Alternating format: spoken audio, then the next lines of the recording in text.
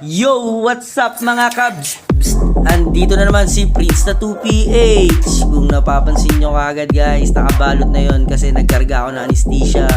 At ito nga palang gagawin ko guys, scar cover up.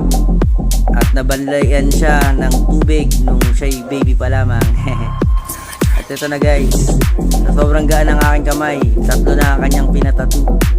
Slowly but surely ang aking kamada dito guys. At yan na nga, malapit na ako matapos. Sa sobrang gaan ng kamay ko, nagpadagdag pa ng mga splatter paints si ma'am. At bagay na bagay naman sa kanya kasi maputi si madam. So ito na guys, malapit na ako matapos. PM is Lucky, mura pero solido. Alam mo na kung sino, Prince na 2PH. Whoop! Thank you, Prince na 2PH! Yeah. Solid, napakagaan ng kamay. Babalik pa rin ako dito. Yeah, thank you ma'am. Peace bump po. Yeah, salamat bro. Lagi natutulong sa'yo. Thank you. Ito guys, yung tinatuan ma'am.